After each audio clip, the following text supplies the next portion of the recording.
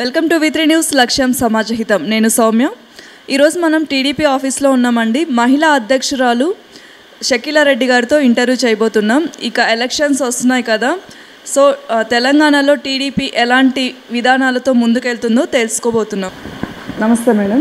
వి3 వ్యూవర్స్కి అందరికీ నమస్కారాలండి. ఈరోజు యాక్చువల్గా తెలంగాణలో తెలుగుదేశం పార్టీ తరఫున మహిళలందరినీ మీరందరూ ఉత్సాహపరిచి మహిళలందరినీ ప్రోత్సహించి ఈరోజు మీరు ఇంటర్వ్యూ తీసుకుంటున్నారు. ఇది మా కృతజ్ఞతలు. మేడం, మీరు టీడీపీలో మహిళా అధ్యక్షురాలిగా ఎన్నికైన తర్వాత మీరు ఎలా ఫీల్ అవుతున్నారు? మహిళల కోసం ఏం చేయాలనుకుంటున్నారు? నేను తెలుగుదేశం పార్టీలో గత 32 ఏళ్ళగా నేను ఒక సైనికురాలుగా పనిచేస్తున్నాను. ఎంతో క్రమశిక్షణ గల కార్యకర్తగా నేను చేస్తూ ఉండి చంద్రబాబు నాయుడు గారి నాయకత్వం కానీ లేకపోతే కాసాని జ్ఞానేశ్వర్ గారి నాయకత్వంలో కానీ మేము ఎన్నో ప్రోగ్రామ్స్ చేస్తూనే ఉన్నాము. ఈరోజు ఈ గుర్తింపు 33 ఏళ్ల తర్వాత ఈ గుర్తింపు వచ్చినందుకు నేను చాలా కృతజ్ఞతగా ఉన్నాను. ఎందుకంటే మహిళలకందరికీ ఎస్సీ ఎస్టీ బీసీ మైనార్టీలు ఎవరన్నా కూడా కానీ మహిళలకు ప్రోత్సాహపెట్టేదే తెలుగుదేశం పార్టీ. అదే కోవలో నాకు కూడా ఈ అవకాశం వచ్చింది కాబట్టి నేను చాలా ఆనందంగా ఉన్నాను. నేను మాత్రం ఈ పదవి కోసమని కాకుండా ఎప్పుడన్నా సరే నేను మహిళా పక్షపాతిని. ఎందుకంటే మ్యాన్ డామినేటింగ్ సొసైటీలో ఈ మగవాళ్ళు వాళ్ళ ఆధిక్యత చాటుకున్న ఈ సమాజంలో మేము మాత్రం ఎప్పుడన్నా మేము సైతం అని చెప్పేసి ఈరోజు మహిళలు ఎక్కడన్నా యావత్ భారతదేశంలో ముందు రావడం చాలా గర్వకారణం. అందులో తెలుగుదేశం పార్టీలో మహిళలు ముందుంచి ఉండి 33% రిజర్వేషన్ ఇచ్చి ఈరోజు మహిళలను అన్ని రకాలుగా ప్రోత్సహించారు కాబట్టి నాకు చాలా ఆనందంగా ఉంది. మేము మాత్రం మహిళల కోసం ఎప్పుడన్నా సరే మేము వచ్చిన అవకాశాలన్నీ మేము సద్వినియోగపరుచుకుంటున్నాం. ఈ మధ్య మీరు చాలా చోట్ల మినీ మహానాడు ప్రోగ్రామ్స్లో పాల్గొన్నారు కదా మేడం, మరి అక్కడ మహిళల స్పందన ఎలా ఉంది టీడీపీ పార్టీ గురించి?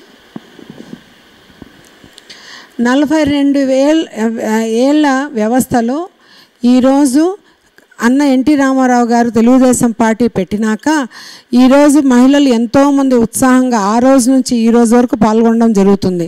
ఎందుకంటే సమాజమే దేవాలయం, ప్రజలే దేవుళ్ళు అనే నినాదంతో ఈరోజు 9 నెలల కాలంలో అన్న ఎన్టీ రామారావు గారు పరిపాలనకు ముఖ్యమంత్రిగా అవ్వడం, అదే కోవలో మహిళా పక్షపాతిగా ఉండడం, మహిళా విశ్వవిద్యాలయాలు పెట్టడం, ఆస్తిలో ఆ రోజుల్లో సమాన హక్కు పెట్టడం ఈరోజు మాత్రం మనమంతా చెప్పుకోదగ్గ విషయం. ఈరోజు 30 ఏళ్ల తర్వాత ఆస్తిలో సమాన హక్కు అన్న ఇది ఈరోజు కేంద్ర ప్రభుత్వం కూడా ఈరోజు గుర్తించి ఈరోజు చట్టంగా మార్చారు. అంటే దాన్ని బట్టి చూస్తే అన్న ఎన్టీ రామారావు గారికి మహిళల పట్ల ఎంత గౌరవం ఉంది, ఎంత ప్రాధాన్యత ఉంది. అన్నా అంటే నేనున్నా అని చెప్పేసి ఎన్టీ రామారావు గారు ఎక్కడున్నా కూడా కానీ ఆయన ఆత్మకు శాంతి చేకూర్చాలని, అలాగే మహిళల కోసం ఈరోజు ఇంత ఉత్సాహపరిచిన ఎన్టీ రామారావు గారికి అదే కోవలో చెందిన చంద్రబాబు నాయుడు గారికి ఎన్నో పథకాలు సృష్టించారు. ఎందుకంటే చంద్రబాబు నాయుడు గారు కూడా మహిళా పక్షపాతి అయ్యి ఉండి 33% రిజర్వేషన్ ఇచ్చి లోకో పైలట్స్గా ఎంతోమందిని ప్రోత్సహించి, బస్ కండక్టర్లుగా ప్రోత్సహించి, డ్వాక్రా రుణాలు ఇచ్చి, పావుల వడ్డీ రుణాలు డ్వాక్రా రుణాలు ఇచ్చి ఎంతోమందిని మహిళల్ని ఆర్థికంగా సామాజికంగా రాజకీయంగా ప్రోత్సహించారు. కాబట్టి ఈరోజు ప్రతి ఒక్క మహిళ ఈరోజు వీర వనితలాగా ఈరోజు 2 రాష్ట్రాల్లో వెలుగుతున్నారు. కాబట్టి ఇది చాలా ఆనందం. ఎందుకంటే తెలుగుదేశం పార్టీకే సాధ్యం. ఎందుకంటే ఏ పార్టీ కూడా ఇలాంటి అవకాశాలు ఇవ్వరు. ఎందుకంటే మగవాళ్ళు ఎక్కడన్నా సరే ఆడవాళ్ళు వంటింటి కుందేళ్లగానే ఉండాలని చెప్పేసి భావించి ఆ రోజుల్లో 42 ఏళ్ల ముందే మహిళలు మాత్రం ఎంతో ప్రోత్సాహం చేసి చట్టసభల్లో పంపించిన ఘనత తెలుగుదేశం పార్టీది. ఈరోజు ఒక ప్రతిభా భారతి కానీ లేకపోతే ఎంతోమంది ఈరోజు నాయకురాళ్ళు ఈరోజు స్పీకర్గా గుర్తించి ఈరోజు వాళ్ళని ఒక గౌరవప్రదమైన కుర్చీలో కూర్చోబెట్టారంటే ఆ తెలుగుదేశం పార్టీకే సాధ్యమని నేను చెప్తున్నాను. అలాగే మీరు చూస్తుంటే తెలుగుదేశం పార్టీ ఇప్పటికి కూడా ఏ చిన్న ఎలక్షన్స్ వచ్చినా, ఏదో గ్రామీణ దీనిలో ఎలక్షన్స్ వచ్చినా, మున్సిపాలిటీలో ఎలక్షన్స్ వచ్చినా 33% ఖచ్చితంగా పాటిస్తూనే ఉన్నాం. ఈ మార్గదర్శకంగా వేరే పార్టీలన్నీ మమ్మల్ని ఫాలో చేసే పరిస్థితికి వచ్చారు. కాబట్టి ఈరోజు మా మహిళలకు అందరికీ ఈ సంవత్సరం 2024లో జరగబోయే ఎలక్షన్స్లో మహిళలకందరికీ న్యాయం జరుగుతుందని చెప్పేసి 33% రిజర్వేషన్లో మంచి అవకాశాలు వస్తాయని చెప్పేసి మా మహిళ మహిళలందరూ వాళ్ళ వాళ్ళ ఉనికి వాళ్ళు చాటుకుంటారని, గెలుపొంది వాళ్ళు చట్టసభల్లో ఉంటారని చెప్పేసి మేము అనుకుంటున్నాం. ఇది తెలుగుదేశం ఒక్కరికే సాధ్యం అని చెప్పేసి నేను చెప్తున్నాను. తెలుగుదేశం పార్టీ అభ్యర్థుల గెలుపు కోసం ఎలాంటి విధి విధానాలతో ముందుకెళ్తుంది మ్యామ్? ఎలాంటి విధి విధానాలంటే మేము మాత్రం మద్యపాన నిషేధాన్ని మాత్రం మేము నిర్మూలించాలని కోరుకుంటున్నాం. ఎందుకంటే ఈ మద్యం మూలంగా తాగండి ఊగండి అనే నినాదంతో జనానంద తాగి ఆడవాళ్ళ తాలిపొట్లన్నీ తెంచేసేసి వాళ్ళ కుటుంబాలన్నీ రోడ్డు మీదకి తీసుకొచ్చేసి ఈరోజు మాత్రం ఎంతో మహిళలు ఈరోజు విధవులుగా మారుతున్నారు. ఈరోజు తెలంగాణ ప్రభుత్వం మాత్రం కేవలం మద్యమే ఒక ప్రాధాన్యత ఇన్కమ్ సోర్స్గా మార్చుకొని ఈరోజు మద్యాన్ని కొన్ని కోట్లకు అమ్ముతున్నారు. ఆ మద్యం మూలంగా చాలామంది చనిపోతున్నారు. కాబట్టి తర్వాత ఈ మానవ అక్రమ రవాణా మూలంగా ఎంతోమంది ఆడపిల్లలు 16 ఏళ్ళు ముక్కుపరచలారని అమ్మాయిలు ఈరోజు వేరే రాష్ట్రాలకి దేశాలకు తరలిపోతున్నారు. ఇది చాలా బాధాకరం. ఎందుకంటే ఈరోజు ప్రభుత్వానికి చిత్తశుద్ధి లేదు, పోలీస్కి చిత్తశుద్ధి లేదు. ఎందుకంటే డైరెక్ట్గా పోయి ఎంతోమంది ఈరోజు మా మహిళలకు మా చిన్నపిల్లలు కనబడట్లేదు, 16 ఏళ్ళ అమ్మాయిలు కాలేజీ పోయిన వాళ్ళు కనబడట్లేదు అంటే నిమ్మకు నీరెత్తిన ఈ ప్రభుత్వం ఒక్కసారి ఆత్మవిమర్శ చేసుకోవాలి. ఎందుకంటే ఆ పిల్లలు ఏమైపోతున్నారు, మిస్సింగ్ కేసులు ఎన్ని నమోదవుతున్నాయి, ఎక్కడికి వెళ్ళిపోతున్నారు, వాళ్ళ భవిష్యత్ ఏంటి, వాళ్ళు ఏ ప్రాస్టిట్యూట్ హౌజులను అమ్ముతున్నారు అనేది ఒకసారి మీరు ప్రభుత్వం ఆలోచించాలి. ఎందుకంటే మహిళలు అంటే ఒక్కరిద్దరు మహిళలు కాదు, దేశంలో ఈ రాష్ట్రంలో ఉండే ప్రతి ఒక్కరు మహిళలే. ప్రతి ఒక్కరి కష్టం మీ కష్టంగా భావించాలి. అలాగే పోలీసులు మాత్రం వాళ్ళకి అసలు నిమ్మకు నీరెత్తినట్టు ఉండారు, వాళ్ళకి ఏం పట్టనట్టే ఉండారు. పోలీసు వాళ్ళు మాత్రం పోయి కేసు ఇస్తే వాళ్ళు చాలా నిర్లక్ష్యంగా చూస్తున్నారు, వాళ్ళని హేళన చేస్తున్నారు.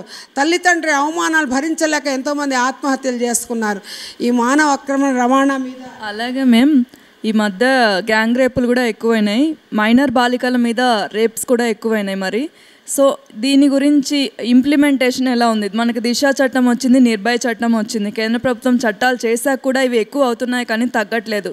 సో ఈ విషయాల మీద మీరు అధికార పార్టీకి ఎలాంటి కౌంటర్ కానీ మెసేజ్ కానీ ఇవ్వాలనుకుంటున్నారు? నేను ఈరోజు చాలా బాధగా ఒక విషయం చెప్పదలుచుకున్నాను. ఈరోజు ఓన్లీ 16 ఏళ్ళ అమ్మాయిలు వాళ్ళే మీ హత్యలకి లైంగిక వేధింపులకి జరగట్లేదు. ఈరోజు 6 ఏళ్ల బాలిక నుంచి 60 ఏళ్ల ముసలిదాని వరకు ఈరోజు రాష్ట్రంలో వాళ్ళకి రక్షణ లేదని చెప్పడానికి మేము ఏ రకంగా సంకోచించట్లేదు. ఎందుకంటే ఇదంతా చాలా ఘోరం. 2022 రిపోర్ట్స్ ప్రకారంగా 2000 మంది దేశం మొత్తం కేసెస్ రిజిస్టర్ అయితే లైంగిక వేధింపులు కానీ, హత్యలు కానీ, మానభంగాలు కానీ, రేప్స్ కేసెస్ కానీ ఏదన్నా రిజిస్టర్ అయితే తెలంగాణలో మాత్రం 84 కేసులు 184 కేసులు రిజిస్టర్ అవుతున్నారు. దీన్ని బట్టి చూస్తే ఈరోజు తెలంగాణ రాష్ట్రం మొదటి స్థానంలో ఉంది. ఇది సిగ్గుచేటు ప్రభుత్వానికి.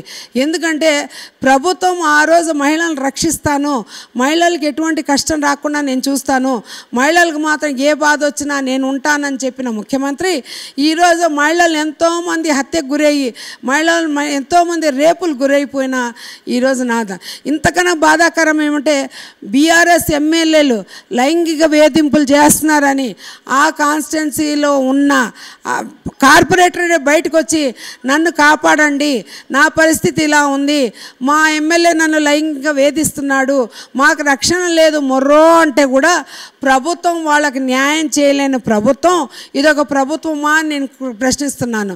మరి ఇంతమంది రోజుకి 84 కేసులు రిజిస్టర్ అవుతున్నాయి. గ్రేటర్ హైదరాబాద్ పరిధిలో రోజుకి 84 కేసులు రిజిస్టర్ అవుతున్నాయి. ఈ తరుణంలో ఈరోజు మాత్రం ఒక పోక్సో చట్టాన్ని అవలంబించట్లేదు, ఒక మహిళా కమిషన్ యాక్టివ్గా లేదు, ఫాస్ట్ ట్రాక్ కోర్ట్స్ కూడా ఈరోజు ఇమీడియట్గా యాక్ట్ చేయట్లేదు. ఈరోజు వాళ్ళందరూ కోర్టుకు పోయి న్యాయం జరుగుతుందని పోతే 2% మాత్రమే న్యాయం జరుగుతుంది. అంటే దీన్ని బట్టి మన చట్టాల్లో ఎంత కఠినంగా ఉండాలో ఆలోచించాలి, మన కోర్టులు ఎంత న్యాయం చేస్తున్నారో ఆలోచించాలి. సమాజంలో వాళ్ళకందరికీ రక్షణ ఇవ్వాలంటే సమాజంలో వాళ్ళందరినీ అసలు ఉరి తీయాల్సిన అవసరం ఉంది. ముస్లిం కంట్రీస్లో ఈ రోజుల్లో ఒక చిన్న తప్పు జరిగితే నడి రోడ్ల నడికూడలను నుంచోబెట్టి వాళ్ళను మాత్రం డైరెక్ట్గా షూట్ చేయడం కానీ కాల్లో చేయి తీసడం అటువంటి చట్టాలు రావాలి. ఎందుకంటే ఎందుకంటే ఈరోజు జనాభా పెరిగిపోయింది, 140 లక్షల కోట్ల మంది జనాభా ఎక్కువైపోయారు. వాళ్ళకి చట్టం అంటే భయం లేదు, కోర్టు అంటే భయం లేదు. ఎందుకంటే కోర్టు నుంచి చాలా ఈజీగా బయటికి రాగలుగుతామనే ధైర్యం ఎక్కువైపోయింది. కాబట్టి ఇటువంటివన్నీ ఫాస్ట్ ట్రాక్ కోర్ట్స్ కానీ, పోక్సో చట్టం కానీ, లేకపోతే దిశా చట్టం కానీ వీళ్ళు కానీ అవలంబిస్తే ఇటువంటి పునరావృతం కావద్దు అని చెప్పేసి నేను చెప్తాను. మహిళా అధ్యక్షురాలుగా నేను ఒకటే అడుగుతున్నాను. ఈరోజు రీసెంట్గా నిన్నలే మొన్న షేజల్ అనే అమ్మాయి అసలు ఢిల్లీలో ఒక ఆంధ్ర భవన్లో ఆత్మహత్య చేసుకుంది. ఎందుకంటే వాళ్ళ లోకల్ ఎమ్మెల్యే ఆ అమ్మాయిని లైంగికంగా వేధించి చాలా బాధలు పెడుతున్నాడు. కాబట్టి మహిళా కమిషన్ ఢిల్లీలో ఆశ్రయించాలని వెళ్తే అక్కడ కూడా ఆమెకు చాలా బాధలు పెట్టారు. కాబట్టి ఆమె ఎక్కడే పురుగుల మందు తాగింది. అంటే ఈ బీఆర్ఎస్ ప్రభుత్వం, టీఆర్ఎస్ ప్రభుత్వంలో మేము ఇక్కడ బతకడం ఆత్మహత్యలు చేసుకోవడానికా? అంటే మహిళలకి ఇంత రక్షణ లేదా? వాళ్ళు మహిళా కమిషన్కి వెళ్తే న్యాయం చేయరా? హైదరాబాద్లో వాళ్ళు నడిబొడ్డున ముఖ్యమంత్రి ప్యాలెస్ ఉండి ఈరోజు ముఖ్యమంత్రి ఎవరికి అందుబాటులో లేకుండా, ప్రజలకు ఎవరు కష్టసుఖాలు తెలుసుకోకుండా ఈరోజు మీ పాటికి మీరు ఉండండి, మా గడిల రాజ్యం మేము చేసుకుంటాము, మా కుటుంబం హాయిగా ఉంది అనుకొని ఈరోజు పిల్లలందరూ ఇంత బాధ పెడుతుంటే ప్రతి ఒక్క తల్లిదండ్రి ప్రశ్నించుకోవాలి. ఎందుకంటే ఈరోజు మాత్రం ఆడపిల్లలు చాలా బాధల్లో ఉంటారు. ఈరోజు బయటకు పోతే ఇంటికి వస్తారని నమ్మకం లేదు, కష్టాల్లో ఉండారు. కాబట్టి మీరందరూ ఇది గుర్తించి ప్రతి ఒక్క తల్లి గమనించాలి. ఈరోజు బయటికి పోయిన ఆడపిల్ల ఎందుకు రావట్లేదంటే దీనికి కారణం ఎవరిని శిక్షించాలి, ఏ పోలీస్ ఆఫీసర్ని పట్టుకున్నారని చెప్పి రాజకీయ నాయకులకు కష్టపడితే తెలుగుదేశం పార్టీ ఎప్పుడు కూడా అండగా ఉంటుందని చెప్పేసి నేను నమ్ముతున్నాను. ఓకే మేడం, ఇలాంటి పరిస్థితుల్లో మీరు టీడీపీ అధికారంలోకి వస్తే మహిళా అధ్యక్షురాలిగా మీరు ఎలాంటి చర్యలు తీసుకుంటారు మహిళల సంక్షేమం కోసం? ఈరోజు నాకు ఒక అబ్బాయి ఫోన్ చేశాడండి. ఆ అబ్బాయి నాకేం చెప్పాడంటే గవర్నమెంట్లో హాస్టల్స్లో జరుగుతున్న అరాచకం, హింస కానీ మీరు ఆలోచిస్తే ఈరోజు మాత్రం మహిళలు, ఆడపిల్లలు తండ్రి ఎంతో నమ్మకంగా గవర్నమెంట్ హాస్టల్స్లో పెడుతున్నా ఆ వార్డన్లు కానీ అక్కడున్న టీచర్లు కానీ వాళ్ళు ఎంతో బాధ పెడుతున్నారు. ఇది కానీ చేస్తే ఇది ప్రతి ఒక్క ఉద్యమంగా మారాలి. ఎందుకంటే గవర్నమెంట్ హాస్టల్లో తల్లి తండ్రి ఈ కరువు ఉన్న ప్రాంతంలో ఉపాధులు లేక, ఉద్యోగాలు లేక, వాళ్ళకి గవర్నమెంట్ సరిగా ఆర్థిక సహాయం చేయక, వాళ్ళకి ఎటువంటి పరిస్థితుల్లో పిల్లల్ని పెంచలేని పరిస్థితుల్లో చదువుకున్నాలన్న ఔత్సాహికుల పిల్లలకందరికీ వాళ్ళ గవర్నమెంట్ హాస్టల్లో చేర్చి వాళ్ళు చదివించాలనే సదుద్దేశంతో ఈరోజు ఎంతో కలలు కానీ తల్లి తండ్రి ఆ హాస్టల్లో చేరుస్తుంటే మాత్రం వాళ్ళని మాత్రం ఆ వార్డన్లు చాలా లైంగికంగా వేధిస్తున్నారు. ఎన్నో కేసులు గతంలో కూడా వచ్చినాయి. ఈ 9 ఏళ్ల పరిపాలనలో ఈరోజు ముఖ్యమంత్రి గారు ఒక్క ఇష్యూని ఉద్దేశించి చేయలేదు. రీసెంట్గా తను ఆవిర్భావ దినోత్సవం రోజు మహిళలకి గట్టిగా రక్షణ ఉండేది తెలంగాణలోనే, ఒక దిశా చట్టం అవలంబిస్తుంది తెలంగాణలోనే, షీ టీమ్స్ పనిచేస్తుంది, 100% పనిచేస్తుంది తెలంగాణలోని. నేను ఒకటే అడుగుతున్నాను, మీ షీ టీమ్స్ కానీ సరిగా పనిచేస్తుంటే ఈరోజు ఎందుకు ఇన్ని రేపులు జరుగుతున్నాయి, ఎందుకు ఇన్న లైంగిక వేధింపులు జరుగుతున్నాయి, ఎందుకు ఇన్న హత్యలు జరుగుతున్నాయి, ఎన్ని కేసులు రిజిస్టర్ అయినాయి, దీనివల్ల ఎంతమందికి పనిష్మెంట్ వచ్చింది, ఎంతమందికి వాళ్ళు శిక్ష పడేటట్టు చేశారని చెప్పేసి నేను ఈరోజు ప్రభుత్వాన్ని నిలదీస్తున్నాను.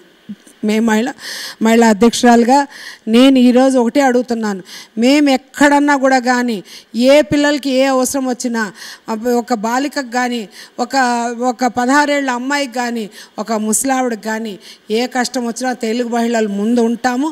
ఖచ్చితంగా వాళ్ళ కోసం పోరాడతాము, ప్రభుత్వాన్ని నిలదీస్తాము, వాళ్ళకి న్యాయం జరిగేటట్టు చూస్తాము, వాళ్ళకు మంచి భవిష్యత్తు ఉండేటట్టు మేము కాపాడుకుంటామని మేము చెప్తూనే ఉన్నాం. ప్రజెంట్ ఉన్న సిచ్యువేషన్లో 150 మంది కార్పొరేటర్స్లో సగం మంది మహిళలే ఉన్నారు. ఇందులో కేవలం 15 మంది మాత్రమే యాక్టివ్లో ఉన్నారు, మిగిలిన వాళ్ళు ఇన్యాక్టివ్లో ఉన్నారు. ఇలాంటి మహిళలకి మీరు ఇచ్చే మెసేజ్ ఏంటి మ్యామ్? నేను తెలుగు మహిళా అధ్యక్షురాలుగా నేను వచ్చినాక ప్రతి సీనియర్ నాయకురాలు నేను వెళ్ళి కలవడం జరిగింది. కొంతమంది వాళ్ళ పర్సనల్ రీజన్స్ మూలంగా, ఎందుకంటే వాళ్ళ హెల్త్ రీజన్స్ మూలంగా, లేకపోతే పిల్లల బాధ్యత మూలంగా, లేకపోతే బిజినెస్ పరంగా కొంతమంది రాకపోవడానికి కారణం ఉంటాయి. అంతేగాని పార్టీలో ఉన్నంత గుర్తింపు ఎక్కడ లేదని వాళ్ళు కూడా దాన్ని నొక్కి ఒక్కాడినిస్తున్నారు కాబట్టి దాన్ని గుర్తిస్తున్నారు కాబట్టి మేము ఖచ్చితంగా వాళ్ళందరిని వెళ్తాం, కలుస్తాం, వాళ్ళందరినీ మళ్ళీ తీసుకొస్తాం. ఘర్ వాపసి అనే ప్రోగ్రాం వేరే పార్టీలో వాళ్ళు చెప్పాను, తెలుగుదేశానికి మీ పుట్టింటికి రండి అని చెప్పేసి మేమంతా కలుస్తాం. అందరూ వచ్చి కలిసికట్టుగా పనిచేసి తెలుగు మహిళలుగా మా సత్తా చాడతాం, మా గళం మేము విప్పుతాం, ప్రభుత్వాన్ని మాత్రం మేము నిలదీస్తాం. ఖచ్చితంగా తెలుగు మహిళలు అనేది ఎప్పటికన్నా సరే ప్రత్యేక స్థానం ఈ తెలంగాణ రాష్ట్రంలో కానీ ఈ 2 రాష్ట్రాలు ఆంధ్ర రాష్ట్రంలో కానీ మాకుంది కాబట్టి ఖచ్చితంగా మేమందరూ వాళ్ళంతా కలిసి పనిచేస్తాం. సీనియర్ నాయకులు ఎవరైనా కూడా తెలుగుదేశం రావాలంటే మీరు ఒక ఫోన్ కాల్ చేయండి అంతే. నా నంబర్ 9849598395. దయచేసి మేము స్వచ్ఛందంగా వస్తాం, వచ్చి మీకు కండో కప్పి మళ్ళీ మేము తెలుగుదేశం పార్టీకి ఆహ్వానిస్తాం. సీనియర్స్ ఎవరన్నా రావాలన్నా ఎవరన్నా ఉన్నాలన్నా మీకు ఎలాంటి అభ్యంతరం లేదు. మీ తెలుగుదేశం పార్టీ మీ పార్టీ, మీరందరూ కలిసికట్టుగా నిర్మించిన పార్టీ కాబట్టి కష్టపడి పనిచేద్దాం, జ్ఞానేశ్వర్ గారిని ముఖ్యమంత్రి చేద్దాం, పార్టీని పటిష్టం చేసి గెలిపిద్దాం. మ్యామ్, షకీలా రెడ్డి గారు ఒక మహిళగా, టీడీపీ కార్యకర్తగా, ఇప్పుడు మహిళా అధ్యక్షురాలిగా, ఇంట్లో గృహిణిగా మీరు చాలా రోల్స్ చేస్తున్నారు. సో మీరు ఇన్ని రోల్స్ చేస్తున్నారు కాబట్టి మీరు సొసైటీకి మన మహిళలకు ఇచ్చే సందేశం ఏంటి? ప్రతి ఒక్క మహిళ అండి వాళ్ళకి చాలా మల్టీఫేసెట్స్ అన్నమాట. వాళ్ళు ప్రతి మహిళ ఎవరు తక్కువేం కాదు. దట్టు తెలుగు మహిళలు అస్సలు తక్కువ కాదు. ఎందుకంటారా, చంద్రబాబు నాయుడు గారి నాయకత్వంలో ఎంత క్రమశిక్షణగా నాయకులుగా మేము పనిచేస్తున్నాం. ఇల్లు పిల్లల్ని చూసుకుంటూ, భర్త పిల్లల్ని కాపాడుకుంటూ, మా వ్యాపారాలు మేము చేసుకుంటూ, రాజకీయంగా మేము ఉండి తెలుగుదేశం పార్టీని మేము ఇంత అండగా ఉండామంటే మాకు చాలా ప్రత్యేకత ఉందండి. మేము అసలు దేనికి వెనకాడము. మేము ఇంటిని మేనేజ్ చేస్తూ, మా వ్యాపారాన్ని మేనేజ్ చేస్తూ, తర్వాత మేము పొలిటికల్గా కూడా మా టైం మేము కేటాయిస్తున్నామంటే మా పార్టీ మీద ఉన్న చిత్తశుద్ధి. పార్టీ అంటే మాకు ప్రాణం, పార్టీ అంటే ఎనలేని ధైర్యం. మా పార్టీ మాకు పగలు రాత్రి మేము పనిచేయడానికి నిరంతరంగా మేము కృషి చేస్తుంటూ ఉంటాం కాబట్టి మాకు పార్టీ అంటే మాకు ఎప్పుడు కూడా ఫస్ట్ ప్రాధాన్యత అని మేము చెప్తున్నాం. ఎందుకంటే కొంతవరకు బాధ్యతలు తీరిపోయినాక, వ్యాపారంలో సెటిల్ అయిపోయినాక మా తెలుగుదేశం పార్టీ పునర్నిర్మాణం చేసుకోవాలని, పూర్వవైభవం చేసుకోవాలని అన్ని రంగాల్లో వాళ్ళ టైం కేటాయించుకుంటూ, ఉదయాన్నే పిల్లల్ని ఇల్లుని చూసుకుంటూ, మధ్యాహ్నం అవసరం టైం ఉన్నప్పుడల్లా వ్యాపారం చూసుకుంటూ, మిగిలిన పార్టీ ఆఫీస్లో ఉంటూ తెలుగుదేశం పార్టీని గెలిపించుకోవాలి, తెలుగుదేశం పార్టీ పటిష్టం చేసుకోవాలి, తెలుగుదేశం పార్టీ పూర్వవైపు తీసుకొని ప్రతి ఒక్క మహిళ మేము కృషి చేస్తున్నాం. మా కష్టాతీతం చాలా ఎక్కడికి పోదండి. ఎందుకంటారా, తెలుగుదేశం పార్టీలో పనిచేస్తున్న మహిళలందరూ ఒకే ఒక నినాదంతో తెలుగుదేశం పార్టీ బాగుండాలి, తెలుగుదేశం పార్టీ జెండా ఎగరేయాలి, తెలుగుదేశం పార్టీ ఆ చెట్టు నీడ కింద మేము అందరం బతకాలనుకునే వాళ్ళం కాబట్టి మేము ఏ పని చెప్పినా మేము క్రమశిక్షణ గల సైనికుల్లాగా మేము ఫస్ట్ ప్రాధాన్యత ఇచ్చి పార్టీ కోసం మా ప్రాణాన్నైనా త్యాగం చేసి మేము పార్టీ కోసం పని చేయాలని మేము కోరుకుంటామండి. ఇప్పుడు నేను మహిళా అధ్యక్షురాలుగా వచ్చినాక నేను తెలంగాణ రాష్ట్రంలో ప్రతి ఒక్క మహిళని నేను రిక్వెస్ట్ చేస్తున్నాను. ఏం లేదు, మేము మహిళా సెల్ ఓపెన్ చేస్తున్నాము, మీకు ఒక టోల్ ఫ్రీ నంబర్ మేము ఇవ్వడానికి రెడీగా ఉన్నాము. ఆ టోల్ ఫ్రీ నంబర్ రేపు అన్నిట్లో ఛానల్స్లో అంతా మేము సర్క్యులేట్ చేస్తాము. ఏ కష్టం వచ్చినా, ఏ ఇబ్బంది వచ్చినా, ఏ బాధ వచ్చినా, ఏ లైంగిక వేధింపున పగలనక రాత్రనక మాకు ఎటువంటి ఒక్క చిన్న ఫోన్ కాల్ చేస్తే చాలు, మేము మీ పక్కన నుంచొని మీకోసం పోరాడి వాళ్ళకి న్యాయం చేసేటట్టు తెలుగు మహిళలు ముందుంటాము. ఇది మాత్రం ప్రతి ఒక్కరు గుర్తుపెట్టుకోవాలి. తెలుగుదేశం పార్టీ కేవలం మహిళల కోసమే పుట్టింది కాబట్టి, తెలుగుదేశం పార్టీ మహిళా పక్షపాతి కాబట్టి, తెలుగుదేశం పార్టీ మహిళలకి ఎక్కువ ప్రాధాన్యత ఇచ్చి కాబట్టి తెలంగాణ రాష్ట్రంలో ఏ మహిళకి ఏ కష్టం వచ్చినా తెలుగుదేశం పార్టీ అధ్యక్షురాలుగా నేను ముందుంటానని చెప్పేసి, తర్వాత తెలుగుదేశం పార్టీ తరఫున ఏ న్యాయమైనా మేము చేయడానికి సిద్ధంగా ఉంటామని, మీకోసం ఎంతవరకైనా, కోర్టు వరకైనా, పోలీస్ స్టేషన్ వరకైనా, ఎక్కడికైనా సరే మేము వచ్చి పోరాడతామని చెప్పేసి అందరినీ రిక్వెస్ట్ చేస్తున్నాం. మా టోల్ ఫ్రీ నంబర్ తొందరలో మేము విడుదల చేస్తాం. నా నంబర్ అయితే ఇప్పుడు లైవ్లో ఇచ్చాను, 9849598395. నా నంబర్ కాల్ చేయొచ్చు, మీరు వెంటనే నాకు ఇన్ఫామ్ చేసి నాకు లొకేషన్ పెట్టచ్చు. మేముందో తెలుగు మహిళలం మీ పోలీసు వాళ్ళ కన్నా ముందు మేము వచ్చి మిమ్మల్ని ఆదుకుంటామని చెప్పేసి మేము చాలా అష్యూరెన్స్ ఇస్తున్నాం. Thank you. ఇంకా చివరి ప్రశ్న అండి. ఒక మహిళగా మీరు పాలిటిక్స్లోకి రావడానికి అసలు మెయిన్ రీజన్ ఏంటంటే మీకు ఇన్స్పిరేషన్ ఏంటి, ఇంకా మీకు రోల్ మోడల్ ఎవరైనా ఉన్నారా మీ లైఫ్లో? నేను చిత్తూరు జిల్లా మదనపల్లిలో పుట్టానండి. చిత్తూరు జిల్లా అనేది చాలా చరిత్ర గల జిల్లా అన్నమాట. అదే జిల్లాలో మదనపల్లి అనేది చాలా ప్రాధాన్యత గల ఊరు. ఆ మదనపల్లిలోనే మన జాతీయ గీతం రాశారు. రవీంద్రనాథ్ ఠాగూర్ గారు ఫస్ట్ ఆ బీటీ కాలేజ్లో ఈ జాతీయ గీతం రాశారు. అటువంటి చరిత్ర గల కాలేజ్లో నేను చదువుకోవడం నాకు అప్పటి నుంచి దేశభక్తి చాలా ఎక్కువ అని నేను చెప్తాను. ఎందుకంటారా, నేను అటువంటి కాలేజ్లో చదివాను కాబట్టి, అటువంటి వాతావరణం నేను పెరిగాను కాబట్టి దేశం కోసం మనం కూడా ఏదైనా చేయాలి, కుటుంబం కోసం ఏదైనా చేయాలి, రాష్ట్రం కోసం ఏదైనా చేయాలి. దేశం మనకేం చేసింది దానికన్నా మనం దేశం కోసం ఏం చేశామని, పార్టీ మాకేం చేసింది కన్నా మేము పార్టీకి ఏం చేశామనేది మేము ప్రశ్నించుకుంటూ ముందుకెళ్తాం. అలాగే అక్కడ బీకామ్ చదివానండి. వెంకటేశ్వర యూనివర్సిటీలో నేను ఎంకామ్ చదివానండి. ఎంకామ్ చదివి బెంగళూరులో లా చేశాను. నేను ఎంకామ్ చదివేటప్పుడు నేను అప్పుడప్పుడు చంద్రబాబు నాయుడు గారి పోస్టర్స్ చూసేదాన్ని Shri Venkateswara university arts college ఎస్వీయూలో. నేను అక్కడ ఎంకామ్ చేశాను. అప్పటికే ఆయన చదువు అయిపోయి ఒక యువ నాయకుడిగా మంచి మంచి కార్యక్రమాలు చేసి బయటకు వెళ్ళారని అప్పుడు చెప్తాను. నాకు చంద్రబాబు నాయుడు గారు నా ఇన్స్పిరేషను. ఆయన చూస్తూ ఆయన అడుగుజాడల్లో నడవాలని అనుకోకుండా నేను హైదరాబాద్కి వచ్చాను. నేను ఒక బిల్డర్ని. నేను ఎన్టీ రామారావు గారిని కలవడం జరిగింది. ఎన్టీ రామారావు గారు అప్పుడు ఆ పరిస్థితిలో అంటే 83-84లో కేవలం దగ్గర 200 మంది మగ బిల్డర్స్ వస్తే నేను ఒక్కదాన్ని మహిళ వెళ్ళానండి. ఎన్టీ రామారావు గారు అంతా ముఖ్యమంత్రి అయి ఉండి కూడా ముఖ్యమంత్రి గారు అడిగారు, ఏంటమ్మా నువ్వు ఒక్కదానివే వచ్చావని. నేను బిల్డర్ని, నేను బిల్డింగ్స్ కడతాను, మీరేదో బిల్డర్స్ ఇష్యూస్ సమస్యల మీద మీరు పిలిచారు కాబట్టి నేను కూడా మా సమస్యలు చెప్దామని వచ్చానని చెప్పారు. ఆయన చాలా నన్ను ప్రోత్సహించారు. ఆ తర్వాత నేను అప్పుడే పార్టీలో జాయిన్ అయ్యాను.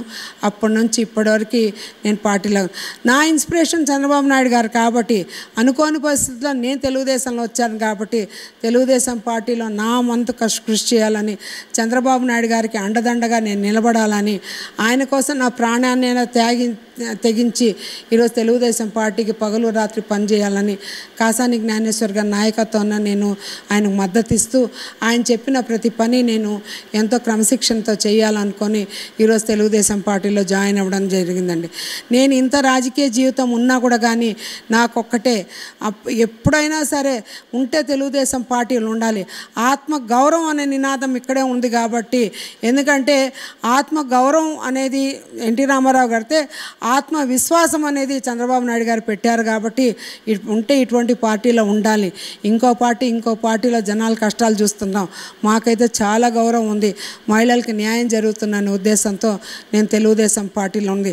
ఎప్పుడైనా మా నాయకుడు ఒకే మాట ఉంటారు, ఎప్పుడైనా తెలుగుదేశం పార్టీలో తెలుగు రాష్ట్రాల్లో ఎవరున్నా కూడా కానీ బాగుండాలని, తెలుగుదేశం పార్టీ తెలుగు వాళ్ళకందరూ అండగా ఉంటారని, తెలుగుదేశం పార్టీ సంపద సృష్టించడమే కాదు, తెలుగుదేశం పార్టీ సంపద పెంచి వాళ్ళకి పంచడం కూడా మాకే తెలుసు కాబట్టి ఇటువంటి పార్టీలో ఉంటే నెమ్మది మందికి న్యాయం చేయగలుగుతామనే ఉద్దేశంతో ఈరోజు తెలుగుదేశం పార్టీలో ఉండడం జరిగింది.